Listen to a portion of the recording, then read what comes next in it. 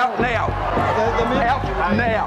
Don't you bloody lay up on me. A brawl to remember from 2009. This at a meeting of the Health Services Union in Melbourne, then already a union in tatters, riven by politics and fraud. You've completely f***ed us over. Well, we think you should f*** off too. This union's gone to the now because, you know why? You've weakened it. Coming to my hospital and telling me it was a fundraiser for the union and it was your husband's patient. In the midst of the melee, Cathy Jackson, the secretary of the Victorian branch, and the woman who we now know was ripping the members off all along. Whose money? Can you tell us whose money it was? Clearly, these sort of accusations tarnish an organisation which is over 100 years old. It's been a painful exercise for us. The Royal Commission should look at all of this and who assisted who to get to this state of affairs.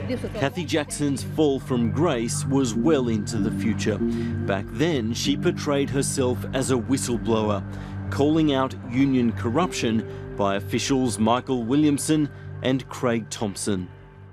Enough is enough. We need to get back to representing our members and not be protecting Michael Williamson and Craig Thomson. By 2012, her revelations had sparked a major scandal. HSU National President Michael Williamson was raided by police, arrested, charged, convicted and jailed, where he remains today. Craig Thomson met a different fate.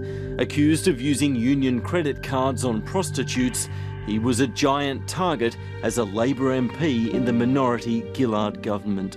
Cathy Jackson, at the time, was considered a hero to the coalition. Cathy Jackson is a revolutionary, Madam Speaker, and Cathy Jackson will be remembered as a lion of the union movement. Make a brief statement as I go through, but I'm sorry I've never seen so many. Thomson was eventually expelled from the ALP. He was bundled out of politics, convicted and fined on theft charges.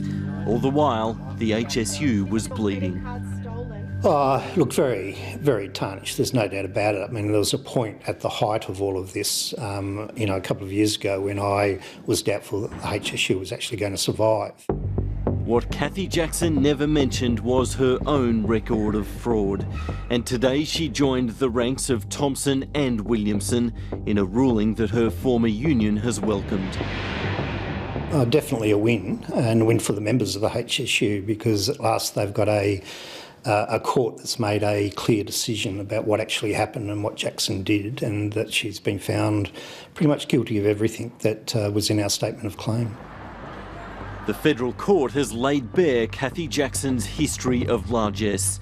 Over a period of 8 years, she spent the union's money on herself, including $300,000 on credit cards to pay for travel, retail purchases, food, alcohol, entertainment and health and fitness. She signed 40 cash cheques, totalling $260,000. She was the sole operator of a slush fund of $284,000, from which she paid for a divorce settlement, holidays and retail purchases. And she took 40 weeks off work without listing the time as annual leave. In all, she's been ordered to repay $1.4 million.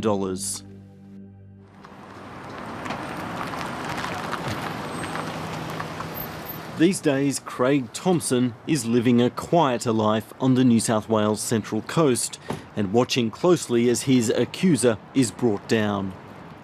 There's no personal pleasure in relation to this. What is frustrating is that over the years, everyone that the police would have spoken to in relation to my investigation would have told them about this. Cathy Jackson was known to be dodgy right from the start from everyone. He doesn't consider himself to be in the same category as Jackson and Williamson. Well, I think you're talking about two incredibly different issues there. In relation to Kathy Jackson and Michael Williamson, you're talking about people who have either been convicted or had a civil action brought where they've taken over $1 million from the union. In relation to myself, there was a conviction for taking between $3,500 and $5,000, and quite frankly, it's something that I would have appealed further. But the fight so far has, pretty well bankrupted me, taken away my career, taken away job prospects. There was no chance of continuing the fight. But today is part vindication in relation to these issues. Kathy Jackson has also fled to the idyllic coast.